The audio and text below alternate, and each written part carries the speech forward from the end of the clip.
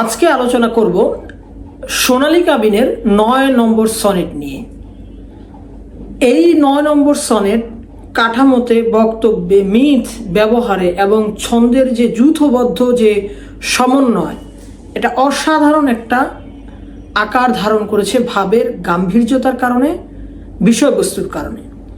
তিনি ৯ নম্বর সনেট এভাবে শুরু করেছেন যে বংশের ধারা বেশ শ্যাম শোভা ধরেছ, অর্থাৎ হে রমণী, তুমি যে বংশের ধারা বংশ পরম্পরায় তুমি গাঢ় কৃষ্ণ লীলাভ সৌন্দর্যের অধিকারী হয়েছ।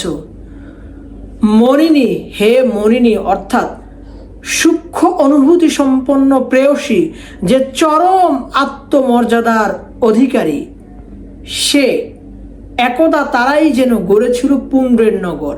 হে মনিনী, অর্থাৎ মনে রেখো হে আমার প্রেমিকা, মনিনী নামে যে এক সুন্দরী প্রেয়সী রমণী ছিল। মনিনীর অর্থই হচ্ছে সুন্দরী প্রেয়সী রমণী, যে খুবই আত্মমর্যাদা বোধ সম্পন্ন অধিকারী। তিনি বলছেন কবি যে তারাই গড়েছিল পুণ্ড্রের নগর। পুণ্ড্র যে নগর, অর্থাৎ মহাস্থানগড়ের যে নগর, সেই নগরে যখন শাহ সুলতান বলকি আক্রমণ করেছিল, কথিত রয়েছে যে শিলা দেবী নামে মহাস্থানগড় রাজার রাজকন্যা ছিল, যিনি এই আশঙ্কা করেছিলেন যে শাহ সুলতান বলকি যদি এখানে প্রবেশ করে তাহলে তিনি তার সম্মান হারাবেন। এই ভয়ে তিনি চরম আত্মমর্যাদা বোধ সম্পন্ন ছিল এবং তিনি শিলা দেবীর ঘাট থেকে সেই সময় পানিতে ঝাঁপ দিয়ে মৃত্যুবরণ করেন, নিজেকে আত্মহনন করেন। তো তিনি বলছেন, হে রমণী, যারা নিজের সম্মান সম্ভ্রম রক্ষা করতে যে নারীরা নিজের আত্মাহুতি দিত, তুমি সেই বংশের পরম্পরার একজন মানুষ। এবং তিনি বলছেন, মাটির আহার হয়ে গেছে সব, অথচ জানিনি তারা সবই মাটির আহার হয়ে গেছে। কাজল জাতির রক্ত পান করে বটের শিকড়। এখানে কাজল জাতি বলতে কবি আসলে কোন জাতিকে বুঝিয়েছেন আমি শুরুর দিকে আলোচনা করেছিলাম।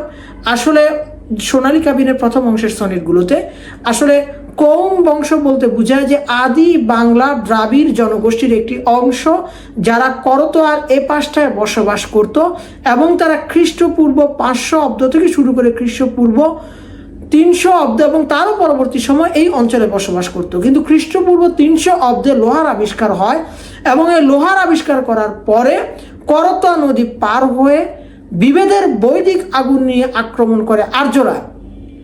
এবং সেই বাস্তবতা তিনি তুলে ধরছেন এখানে এভাবে, আমার আবাস যেন লোহিতাভ মৃত্তিকার দেশে। লোহিতাভ মৃত্তিকার দেশে বগুড়ার মহাস্থানগড়ে যদি আপনাদের যাওয়া হয়, আপনারা দেখবেন যে বগুড়ার মাটি কিন্তু লাল।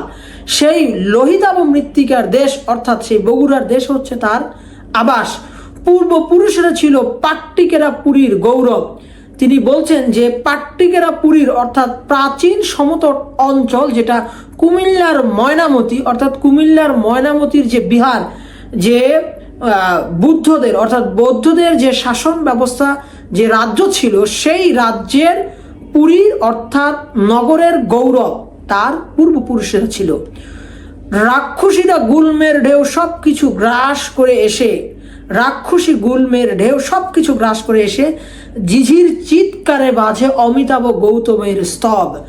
অর্থাৎ গৌতম বুদ্ধ, অমিতাভ অর্থাৎ যার অসীম বয়সী অসীম জীবন শক্তি, সেই গৌতম বুদ্ধের স্তব এখনো জিঝির যে গিটার বাজে, জি জি জি জি করে বাজে, তাতে উচ্চারিত হয়।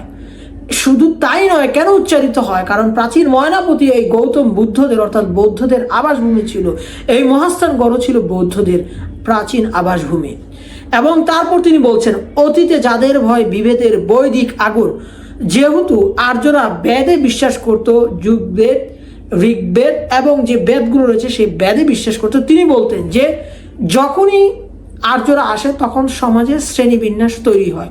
ক্ষুদ্র, তারপরে ব্রাহ্মণ, তারপরে ক্ষত্রিয়, নমু, শূদ্র, তো একটা বিভেদ তৈরি হয়। তো অতীতে যাদের ভয় বিভেদের বৈদিক আগুন, অর্থাৎ এই যে শ্রেণী বৈষম্য, তার বৈদিক আগুন করতোয়া পার হয়ে এক কঞ্চি এগোতো না আর। এবং এই করতোয়া নদীর কারণ লোহা আবিষ্কার হওয়ার পূর্ব পর্যন্ত আর্যরা কিন্তু পার হয়ে এই প্রাচীন বাংলার মহাস্থান করে আক্রমণ করেনি। এ কারণে তিনি বলছেন কর মানে হস্ত, তোয়া মানে জল, অর্থাৎ দেবতার হস্ত থেকে যে জলস্রোত তৈরি হয়েছে সে করতোয়া পার হয়ে 1 ইঞ্চি 1 কঞ্চি এগুতো না। আর কি বিবেদের বৈদিক আগুন। তিনি সেই বংশের লোক, অর্থাৎ তিনি বৌদ্ধ পূর্বপুরুষের মানুষ।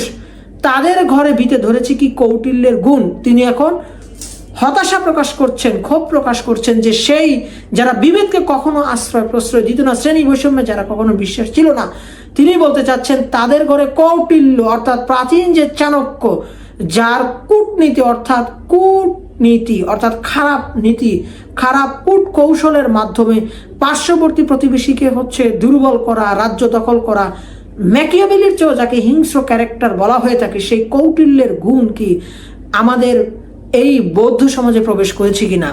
ললিত সাম্যের ধ্বনি ব্যর্থ হয়ে যায় বারবার। ললিত সাম্যের ধ্বনি অর্থাৎ মার্ক্সবাদী যে সাম্যের ধ্বনি তা ব্যর্থ হয়ে যায় বারবার। অর্থাৎ প্রাচীন আমলে অর্থাৎ অতীতে যে আল মাহমুদ যে মার্ক্সীয় চিন্তা ভাবনায় যে প্রভাবিত ছিলেন, এটাই বোঝা যায় যে ললিত সাম্যের ধ্বনি উনি আসলে কি বুঝাতে চাচ্ছেন। বর্গীরা লুটেছে দান, নিম খুনে ভরে জনপদ। তিনি বলেছেন এই বর্গীরা ধান লুট করেছে, তারপর নিম খুনে অর্থাৎ ভয়াবহ রক্তাক্ত হত্যা যজ্ঞে জনপদ রক্তাক্ত। তোমার চেয়ে বড় হে শ্যামাঙ্গী, অর্থাৎ কৌম যে প্রাচীন সমাজ, সেই সমাজের যেহেতু কালো বর্ণের শ্যামল বর্ণের অধিকারী ছিল, তাই তাদের পুরুষদের যেভাবে ডাকা হতো নারীদের অন্যভাবে ডাকা হতো, তার শ্যামাঙ্গী।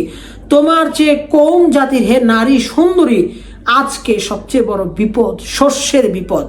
তাই আজকে তিনি তার অস্ত্র, তার শক্তি ধারণ করে, তিনি পৌরুষ জাহির করে তিনি এই শস্যকে রক্ষা করার জন্য ঝাঁপিয়ে পড়বেন।